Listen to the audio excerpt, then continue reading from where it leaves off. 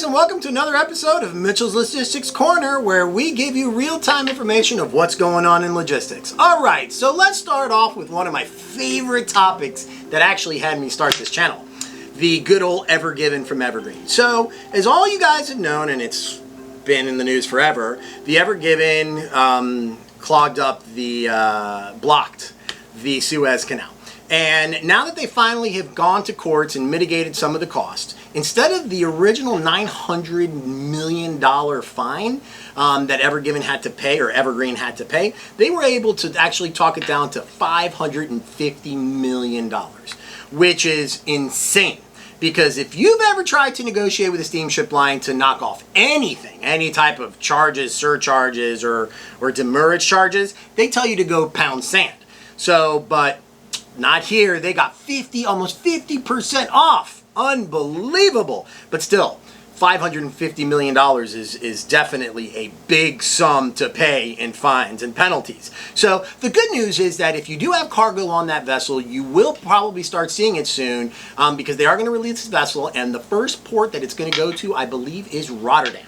So guys, keep an eye out. I'll give you some more updates, but that's the latest on the Evergreen. I mean, this Evergreen just keeps on giving. Sure does. So let's go move on to ocean rates. So as all of you have noticed, the ocean rates just keep going up. So when are we going to say mercy? Like, I've done so many posts on the FMC ocean rates, but no one seems to respond. Like, everyone goes silent.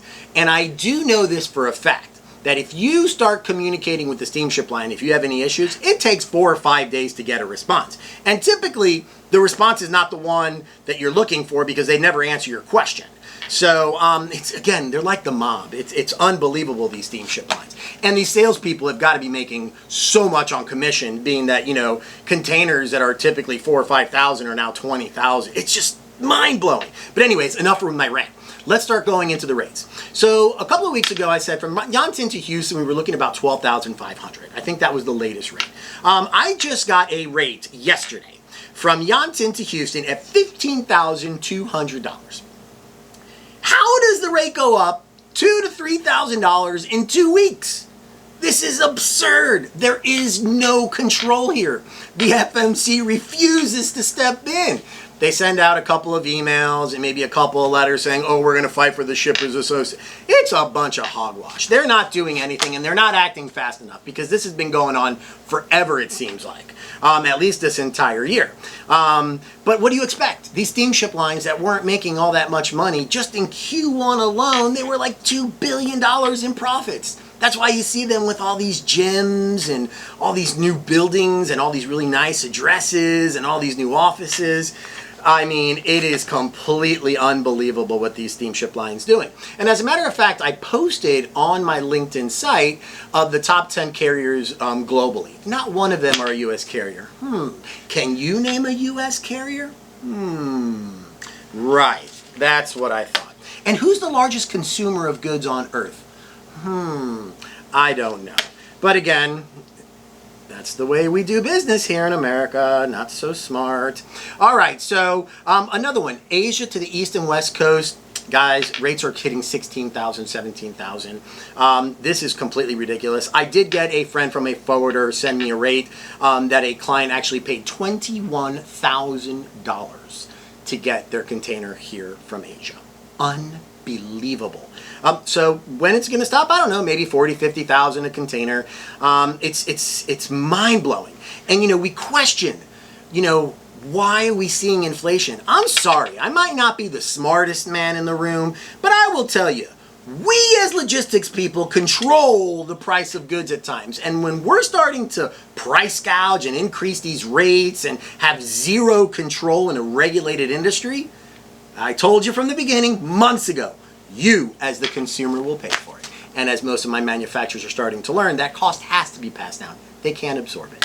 So anyways, another lane that was actually mind-blowing in the ocean world was the San Juan, Puerto Rico to the United States. Now, when I worked with San Juan, I used to go there all the time. They have a big pharma industry. As a matter of fact, they call it the Little Atomic Island. But ocean rates were about 5,000 to 6,000. That used to be common. My buddy Rick down in Miami, he sent me a message that they're actually sold their containers from San Juan to the United States for $15,300. Guys, $15,000 for Puerto Rico to Florida. You could swim that. Unbelievable. I mean, and we as shippers and or forwarders are continuously letting our shippers know of these challenges, but they're starting to get fed up. I get a lot of call from these manufacturers asking me what is going on. And at the end of the day, it's really not your forwarder's fault. These steamship lines are just spot rates. It's whatever they want, and who's ever willing to pay more. So it's a pity. It's really a pity. But enough of that. I mean, that was completely crazy. And then from hearing Home Depot actually charter their own vessel because they couldn't deal with any more of these backlogs. I mean, Home Depot is going to charter an entire vessel. Now, I don't know what charter, if it was a bareboat charter, a time charter, a voyage charter, I don't know. I haven't really read into it that much, but just to see that, unheard of, never seen it. Amazon, I could see that happening, but Home Depot? Oh my God, that is incredible. And we ask why it costs so much for lumber and so much for all this home improvement stuff. I just don't know. All right, so enough of my tangents on the ocean freight. Also, what I did learn is that a lot of these steamship lines are no longer getting into the final door moves. So they'll send it to the port, but they're not going to start quoting to the destination. Do you know why? That's right, because they can't find truckers. They can't find them. And they don't want to be stuck holding containers. They want to pass that along to you guys, the consumer or the forwarder, whoever it is. So they're not even going to get into the door final mile moves. It's crazy. Great opportunity for the brokers and the trucking companies, but I mean, they're getting out of it for a reason. And they know exactly what they're doing. And I keep reading more and more articles about putting more and more containers into the market. That's not solving the problem. It's making it worse. And we don't say anything. We're like, oh great, we got more containers. Turds. Unbelievable. Unbelievable. Okay, so air freights too. So as you guys know, I did sell for an airline for many years, about a decade. So I'm very familiar with the air industry as well. And what I've been listening to is a lot of these forwarders are starting to work with their manufacturers on creating opportunities for charters. So forget having to worry about waiting for the airplane to get enough cargo to consolidate and bring it in. They're doing the entire charter. So one of my really close friends sent me a rate because he thought that this should be actually talked about, is from Chicago to Australia. He paid for 80 tons, $1.1 million for a charter. Yes, that's about $12, $13 a kilo. That is insane. It's like, what are we shipping? Drugs? Cocaine? Who pays this? You've got to be on drugs to pay this. This is so foolish. And the airlines too. They just keep pushing their dates. Asia's having an issue with COVID, also not being able to have enough people to ship. So now for the air freight, it's your flight's being pushed 2 weeks, 3 weeks. There's no control. When are we going to start doing something about this? I don't see one forwarder, and I don't see FMC, I don't see IATA, I don't see anyone speaking out. Nothing, because they're afraid. They're afraid of what's going to happen if they talk bad about it. But me, I could care less. All right, so air freight rates, just to give you an idea, from China to Chicago, we're just talking about Chicago, you're looking about $8.70 a kilo for 100 plus kilos. 300 plus kilo rates about $7.15 a kilo. Plus 500, you're looking at about $7 a kilo, and 1,000 plus kilos, you're looking at about $6.99. And it's about a 2 to 4 day transit. And again, there are backlogs about 2 to 3 weeks depending of where you're going to, but it is completely insane. This has been the most interesting year in logistics. I mean, there's just so much to talk about. All right, let's talk about port congestions. Okay, so I talk typically about 3 major ports, Savannah, Port Elizabeth, and Long Beach. The reason why is because I do business there daily. So I know exactly what's going on. Now, Port of Elizabeth, forget it, New Jersey. I mean, capacity is 0.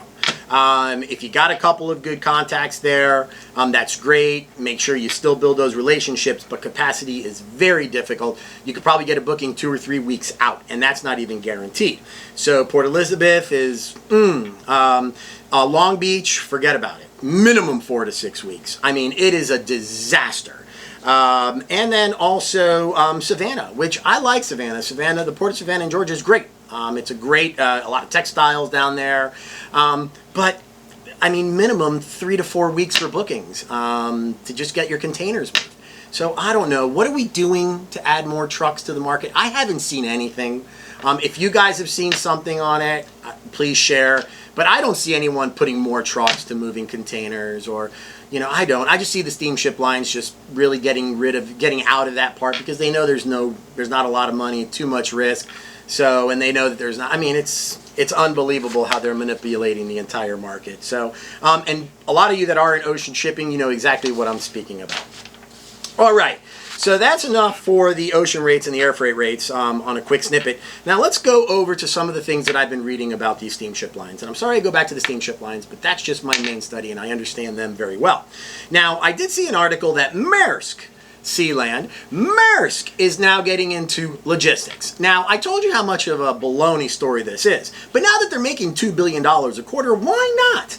So as a matter of fact, there was an article that was posted on LinkedIn about Maersk starting to get into this logistics and working with a company based out of the UK called Pure. It was a top 3 startups, and now they're going to Maersk and having them do all of their logistics. Their final delivery, their forwarding, everything. As a matter of fact, if you guys look up Tom Carroll, the COO of Pure Electric, he speaks about how Maersk has been able to help them on their complete supply chain. Now, here's my question. This is the interesting question. If the steamship lines are now getting into logistics, or they say they're getting into logistics without saying freight forwarding, what is going to happen to the forwarder? What? I'm sure a lot of you that have been in this industry for a long time know exactly what's going to happen. Okay? There's a lot of acquisitions going on right now. I wonder why. But we don't ask that question very much in our industry. We don't. We really don't. And I don't understand what's going on here. So now this Pure Electric is now a manufacturer going directly to the steamship line. They're doing all their logistics. What happens to the forwarder? What happens to the everyday forwarder? What happens? Anyone can please send me a message or comment below, but just let me know what's going to happen. Are the steamship lines going to buy the forwarders now?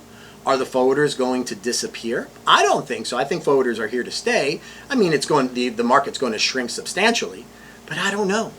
Because if they're getting into it, they're the carrier. The forwarders don't own airplanes. They don't own steamship. They don't own vessels. We're a broker. You know, we might own a building or a warehouse, but that's it. So what's going to happen now that these steamship lines are getting in? I don't see Lufthansa or any of these guys doing logistics. We'll do your door delivery. These steamship line knows exactly what they're doing, and I think they're also involved with some of these forwarders. I'm just thinking, again, my opinion, because now that you see all these acquisitions, which we're going to get to, it's just very interesting to see what's going to happen. No one knows. Now, as all of you know in our industry, so DSV Panalpina has acquired Agility. That's right. So they weren't acquired for any amount of money, like, you know, like the 4.1 billion here for Panalpina and UTI and all these other ones. No. I think they smartened up. They decided to buy shares. This was an acquisition of shares.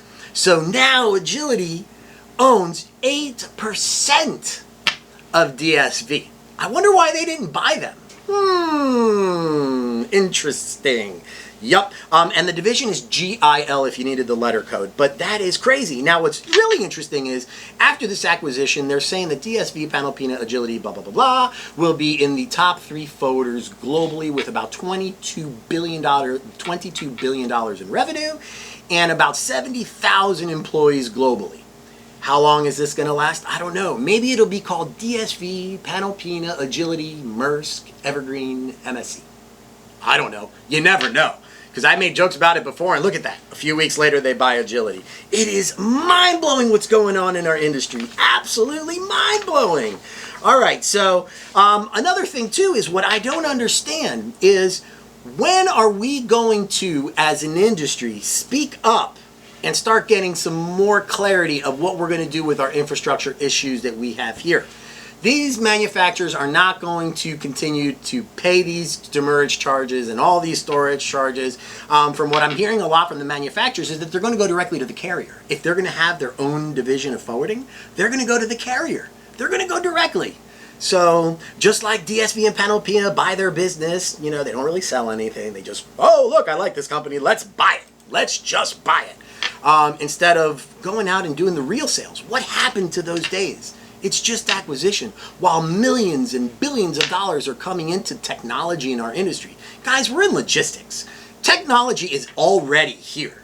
I don't know what they're trying to sell. I mean, I've spoken to some CEOs, and I'm just listening to some of them in this industry, and it's like, I don't know if it's Dumb or Dumber or Cheech and Chong, but they make no sense. They don't care about money. They don't care about, you know, making a profit. They just want volume, so they could sell to like a Flexport and sell to these guys. I mean, it's completely ridiculous. We are destroying our industry, slowly but surely. Hey guys, and that's for today in Mitchell's Logistics Corner. So hopefully I was able to bring you some insight, and looking forward to seeing you guys more often. Thanks, and be well.